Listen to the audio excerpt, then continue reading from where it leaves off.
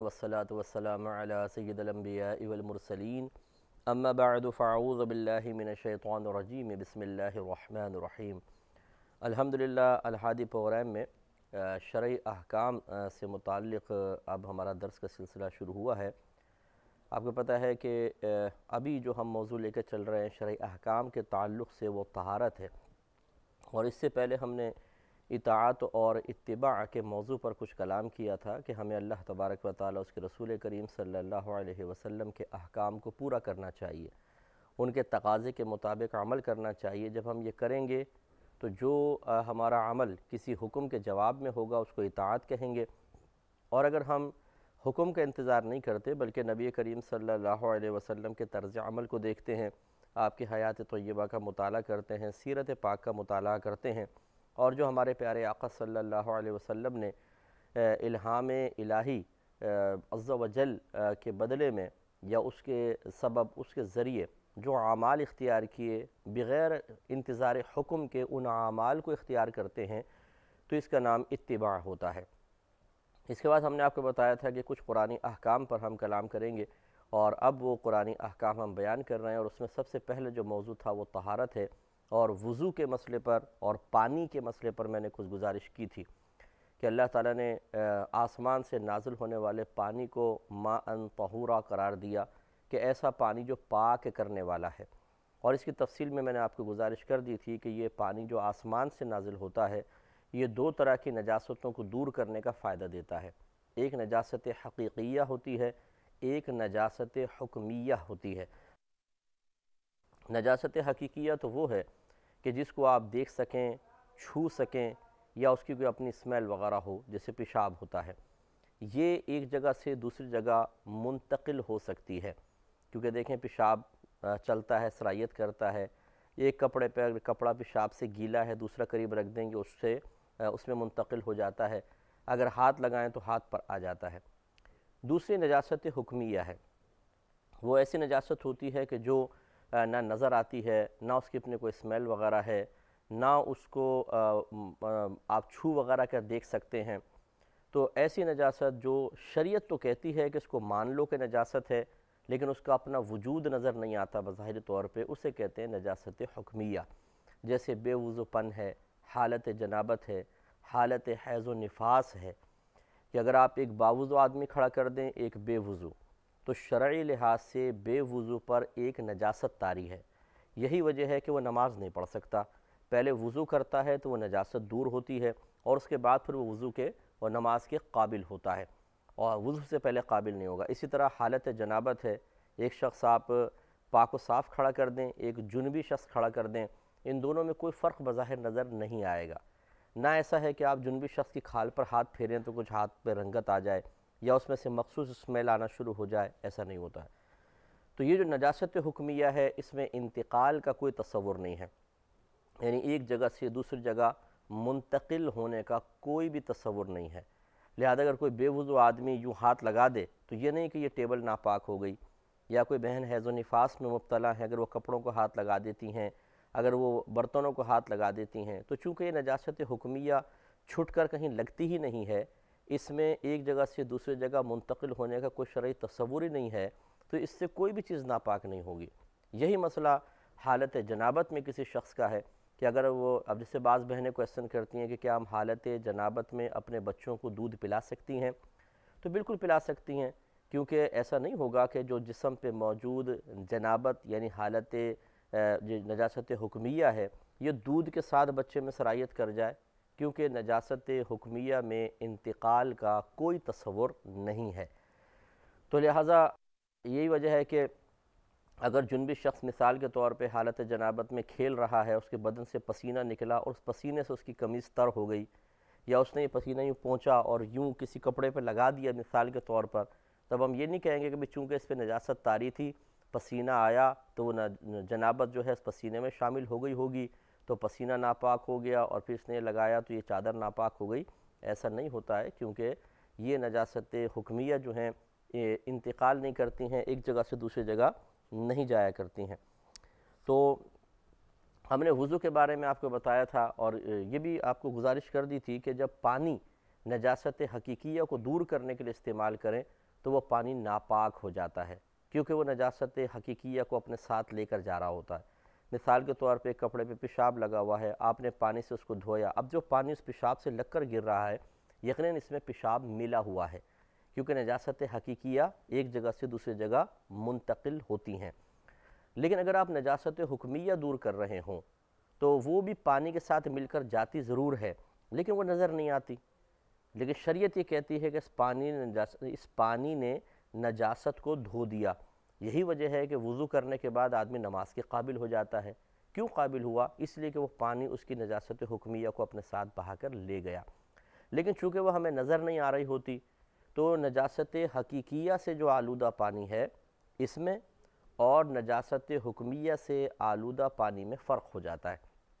نجاست حقیقیہ سے آلودہ پانی ناپاک کہلاتا ہے، اور جس پانی میں نجاست حکمیہ مل جاتی ہے وہ ناپاک نہیں کہلاتا، بلکہ اس کو کہتے ہیں مستعمل، استعمال شدہ۔ تو ناپاک پانی کا حکم تو یہ ہوتا ہے کہ اس سے آپ نہ وضو کر سکتے ہیں، نہ غسل کر سکتے ہیں، نہ اس سے کوئی اور کپڑا یا برتن دھو سکتے ہیں، کیونکہ یہ ناپاک ہے، سب کو اور ناپاک کر دے گا۔ لیکن جو مستعمل پانی ہوتا ہے جس میں نجاست حکمیہ ملی ہے، اس سے آپ وضو اور غسل نہیں کر سکتے بس، باقی آپ اس سے کپڑے دھو سکتے ہیں، آپ اس سے برتن دھو سکتے ہیں، کوئی اور ایسا کپڑا جس پہ نجاست حقیقیہ لگی ہو اس مستعمل پانی سے اسے پاک کر سکتے ہیں۔ تو یہ چند احکام ہیں جن کو ہمیں سمجھنا چاہیے، اور بار بار میں ان کو ذکر کر ہی رہا ہوں۔ اب جیسے ہم نے ایک وضو کے مسئلے میں ذکر کیا تھا کہ اللہ تبارک و تعالی نے ارشاد فرمایا کہ ہم نے آسمان سے پاک کرنے والا پانی نازل فرمایا۔ تو پانی میں چونکہ وصف طہارت اللہ تبارک و تعالی نے، یا وصف طہور کہہ لیں کہ اللہ نے خود رکھ دیا ہے، اسے پاک کرنے والا بنا کر بھیجا ہے، لہٰذا آپ اور میں نیت کرے نہ کرے پانی اپنا کام کرے گا اور بدن کو پاک کر دے گا۔ اسی لیے وضو کرتے ہوئے یا غسل کرتے ہوئے پاک ہونے کی نیت کرنا یہ وضو اور غسل کے صحیح ہونے کے لیے شرط نہیں ہے۔ اگر کوئی آدمی بغیر نیت کے وضو کر لے، بغیر نیت کے غسل کر لے، اس کا غسل ہو جائے گا، وضو ہو جائے گا۔ تو لہذا جہاں پر بالذات پہلے سے کوئی ایسی شے موجود ہو کہ جو پاک کرنے کا فائدہ دے رہی ہے آپ کی نیت کے بغیر، وہاں پر نیت اگر ہم ضروری قرار دیں گے تو صرف ثواب کے لیے، یعنی یوں کہا جائے گا کہ وضو یا غسل بغیر نیت کے بھی پورے ہو جاتے ہیں، لیکن اگر آپ نیت کے ساتھ کریں گے تو ثواب ملے گا، بغیر نیت کے کریں گے ثواب حاصل نہیں ہوگا۔ جیسے میں نے آپ کو اس کی ایک مثال دی تھی کہ کوئی آدمی سمندر پہ گیا نہانے کے لیے، پانی میں گھس گیا اور اس کے تمام اعضائے وضو پر پانی بہہ گیا، تو سمندر کے پانی سے وضو ہو جاتا ہے، لیکن وہ نہانے گیا ہے، نہایا، باہر نکل آیا، اب نماز کا ٹائم ہو گیا اور نکلنے کے بعد وضو توڑنے والا کوئی عمل اس نے نہیں کیا ہے، تو وہ باوضو ہے، نماز پڑھ سکتا ہے۔ لیکن کیا اس وضو پہ اس کو ثواب ملا ہوگا؟ نہیں ملا ہوگا، کیونکہ وہ وضو کی نیت سے نہیں گیا تھا، وہ تو نہانے گیا تھا، ایسی چلو جی انجوائمنٹ کے لیے گیا تھا۔ اس کے برعکس اگر وہ پانی میں گیا اور اس نے وضو کی نیت سے ذرا چہرہ اندر کیا، ہاتھ ذرا اس طرح چلا لیے تو اور اندر ڈبکی لگائی تو سر پہ پانی گزر گیا، تو اب وہ نہانے کا فائدہ بھی حاصل ہو گیا، اور چونکہ نیت کر لی ہے، وضو تو بغیر نیت کے بھی ہو جاتا، لیکن اب اس کو ثواب بھی ملے گا، اور اب وہ باہر آ کے نماز پڑھے گا تو اس وضو پر اس کو زیادہ اجر و ثواب ملے گا، اور نماز تو ویسے بھی ہو جانی تھی۔ تو خلاصہ کلام یہ ہے کہ وضو ہو یا غسل کا مسئلہ ہو، ان دونوں میں چونکہ ہم پانی استعمال کرتے ہیں،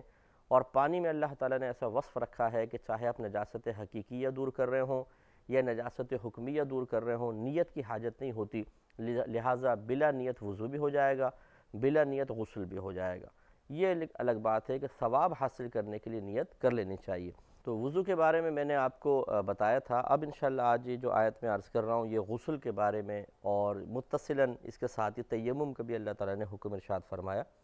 وہ ذکر کرتا ہوں۔ سورہ نساء ہے، آیت نمبر 43 ہے۔ اللہ تعالیٰ ارشاد فرماتا ہے کہ یا ایہا الذین آمنو، اے ایمان والو، لا تقربوا الصلاۃ، تم نماز کے قریب مت جاؤ، وانتم سکارا، اس حال میں کہ تم حالت نشہ میں ہو، حتی تعلموا ما تقولون، یہاں تک کہ تم جان لو جو تم کہہ رہے ہو، ولا جنوباً، اور نہ حالت جنابت میں نماز کے قریب جاؤ، الا عابری سبیل، مگر مسافری کی حالت میں، حتی تغتسلوا، یہاں تک کہ تم غسل کر لو، وَإِن كُنتُم مَرْضَىٰ أَوْ عَلَىٰ سَفَرٍ أَوْ جَاءَ أَحَدٌ مِّنكُم مِّنَ الْغَائِطِ أَوْ لَمَّسْتُمُ النِّسَاءَ فَلَمْ تَجِدُوا مَاءً فَتَيَمَّمُوا صَعِيدًا طَيِّبًا۔ اور اگر تم میں سے کوئی مریض ہوں یا سفر پر ہوں یا تم میں سے کوئی ایک قضائے حاجت سے فارغ ہو کر آئے یا تم نے عورتوں سے جسمانی تعلق قائم کیا ہو، پھر تم پانی کو نہ پاؤ تو پاک مٹی سے تیمم کرو۔ فَامْسَحُوا بِوُجُوهِكُمْ وَأَيْدِيكُمْ، پس اپنے چہروں اور اپنے دونوں ہاتھوں کا مسح کرو۔ ان اللہ کان عفوا غفورا، بے شک اللہ تبارک و تعالی بخشنے والا، درگزر کرنے والا، بخشنے والا ہے۔ تو اس میں دیکھیں پہلے حصے میں تو ابھی ہمارا یہ موضوع خیر نہیں تھا، لیکن چونکہ آیت کا حصہ ہے تو میں اس میں تھوڑا سا کلام عرض کر دیتا ہوں کہ اللہ تعالیٰ نے فرمایا کہ ایمان والو تم نماز کے قریب نہ جاؤ اس حالانکہ تم حالت نشہ میں ہو، یہاں تک کہ جان لو جو تم کہہ رہے ہو۔ تو یہ اصل میں آیت کریمہ نازل ہوئی تھی شراب کی حرمت سے قبل، اور پھر اللہ تعالیٰ نے دوسری جو حالت بیان فرمائی کہ جس میں انسان نماز کے قریب نہیں آ سکتا وہ ہے ولا جنوباً، اور نہ حالت جنابت میں نماز کے قریب آؤ۔ تو جنابت جیسے میں نے آپ کو ذکر کیا تھا کہ ایک ایسی ناپاکی ہوتی ہے کہ جو نظر نہیں آتی ہے، لیکن ہماری شریعت نے اس کے وجود کو تسلیم کیا ہے، اس کے وجود کا ہمیں تصور دیا ہے، اسے دور کرنے کا ایک تصور دیا ہے، اس سے کراہت اور نفرت رکھنے کا حکم دیا ہے۔ یہی وجہ ہے کہ میرے آقا صلی اللہ علیہ وسلم ارشاد فرماتے ہیں کہ جس گھر میں کتا، تصویر یا جنبی شخص ہو، اس گھر میں اللہ کی رحمت کے فرشتے نہیں آتے ہیں۔ تو کتا وہ کتا کہلاتا ہے، وہ کتا ہے اس سے مراد کہ جو شوقیہ پالا گیا ہو، لہذا اگر کسی نے حفاظت کی غرض سے گھر میں رکھا ہے اور واقعی حفاظت مقصود بھی ہو، یہ نہیں ہے کہ خالی حفاظت کا نام لے دیا اور کتے سے کوئی فائدہ نہیں ہے، بس ویسے رکھا ہوا ہے ڈیکوریشن کے طور پر، چھوٹا سا جیسے کتا رکھ لیتے ہیں بعض، وہ کیا حفاظت کرے گا، چور آئیں گے تو ویسے وہ بھاگ جائے گا گھر کے اندر۔ تو واقعی وہ حفاظت کے لیے کتا ہو، یا جیسے بکریوں کے ریوڑ وغیرہ کو کنٹرول کرنے کے لیے کتے ہوتے ہیں،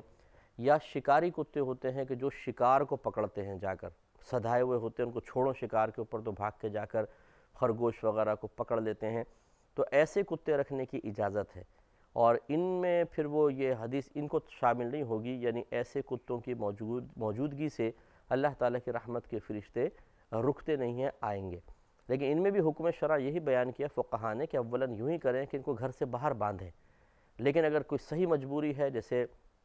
گھر کی حفاظت کے لیے ہے، گھر کے باہر باندھیں گے یا چھوڑ دیں گے تو وہ کاٹے گا دوسروں کو، اور مطلب چھوڑ دیں تو کاٹ لے گا بھاگ کر، اور اگر باندھ دیں تو گھر میں اگر دوسرے راستے سے چور آ گئے تو پھر وہ کیسے کتا آئے گا، تو بندھا ہوا ہے، تو پھر بعض اوقات ایسا ہوتا ہے اسے گھر کے احاطے میں چھوڑ دیا جاتا ہے، تو اس کی پھر گنجائش نکل سکتی ہے۔ دوسرا تصویر ہے کہ اعلانیہ طور پر اور تعظیماً اگر کوئی تصویر لگائی گئی ہوگی تو وہ اللہ تعالیٰ کی رحمت کے فرشتوں کی آمد کی راہ میں رکاوٹ ہے، اور وہ اسی صورت میں ہوگی کہ آپ نے کوئی مجسمہ لگا دیا، جیسے ہمارے یہاں ڈیکوریشن پیسز ہوتے ہیں، یا پھر تصویر کو فریم وغیرہ کر کے ہم اچھا ایسا لگا دیتے ہیں تعظیماً، تو یہ سب جو ہے یہ حرام ہے لگانا، مکروہ تحریمی ہے، اور اس جگہ نماز پڑھنا بھی گناہ ہوتا ہے، اور ان تصویروں کی موجودگی میں اللہ تعالیٰ کی رحمت کے فرشتے نہیں آتے ہیں۔ تیسرا جنبی شخص ہے جس پر حالت جنابت طاری ہو، تو اب یہ بھی ضروری ہے کہ ہم یہ جانیں کہ جی حالت جنابت کیسے طاری ہو جاتی ہے۔ تو یہ بھی آپ کو ہم نے تھوڑا بہت عرض کیا تھا کہ ایک تو جنابت طاری ہوتی ہے جب انسان سوتے میں اس کو احتلام ہو جاتا ہے، چاہے مرد ہو چاہے عورت ہو، اگر اس کو رات میں احتلام ہو گیا اور صبح اٹھ کر اس نے کپڑوں پر اس احتلام کے اثرات پائے ہیں تو اس پر غسل واجب ہو جائے گا، اور اس شخص پر اب جو حالت طاری ہوگی اس کو حالت جنابت کہا جاتا ہے۔ اور یہ میں نے ذکر کیا تھا کہ شرط ہے رات میں غسل واجب ہونے کے سلسلے میں، شرط ہے کہ صبح اٹھنے پر تری پائی جائے، لہذا اگر مثال کے طور پہ کوئی رات میں سویا اور اس کو ایسا محسوس ہوتا ہے کہ مجھے احتلام ہوا ہے یا کچھ اس کو خواب وغیرہ یاد ہے، لیکن جب وہ صبح اٹھ کے اپنے کپڑے چیک کرتا ہے تو بالکل کوئی نشانات وغیرہ نہیں ہیں تو غسل واجب نہیں ہوگا۔ اور اگر رات میں وہ سویا، بڑی گہری نیند آئی، کچھ بھی اس کو یاد نہیں، لیکن صبح اٹھ کر دیکھتے ہیں کپڑوں پر تری موجود ہے تو پھر اس پہ غسل کا وجوب ہوگا۔ تو اس لیے انسان بہتر یہ ہے کہ جو خصوصاً جو ینگ بچے ہوتے ہیں کہ وہ چیک کر لیا کریں کہ کبھی ایسا ہوتا ہے کہ احساس نہیں ہوتا رات میں اور غسل واجب ہو چکا ہوتا ہے، تو فجر پڑھنے سے پہلے پھر انسان اچھی طرح چیک کر لے، غسل وغیرہ کر کے وہ فجر پڑھ سکتا ہے۔ یہ تو سوتے کا مسئلہ ہے۔ جاگتے کے اندر دو اور اسباب ایسے ہوتے ہیں کہ جن سے غسل واجب ہو جاتا ہے۔ ایک تو یہ کہ جسمانی تعلق قائم ہو، یعنی مرد کا عورت سے جسمانی تعلق قائم ہو، تو اس میں دخول سے ہی غسل واجب ہو جاتا ہے، چاہے ڈسچارجنگ ہو یا نہ ہو۔ ہمارے نبی کریم صلی اللہ علیہ وسلم نے یہی حکم ارشاد فرمایا کہ جب جسمانی تعلق قائم ہو جائے تو غسل واجب ہو جائے گا، چاہے اس کے بعد انسان علیحدہ ہو جائے، انزال وغیرہ نہ ہو، لیکن غسل واجب۔ اور تیسری صورت یہ ہے کہ بغیر جسمانی تعلق قائم کیے کسی وجہ سے شہوت کے ساتھ اگر قطرات وغیرہ نکل جاتے ہیں تو اس سے غسل واجب ہو جائے گا، چاہے وہ سوچنے سے نکلیں، چاہے کوئی برا منظر دیکھنے سے نکلیں، تو غسل واجب ہوگا۔ تو یہ تین بڑے اسباب ہوتے ہیں کہ جو ہم نے آپ کی خدمت میں ذکر کیے ہیں۔ جب اس طریقے سے انسان پہ غسل واجب ہو جائے تو سمجھ لیں ایک حالت طاری ہو گئی جس کو حالت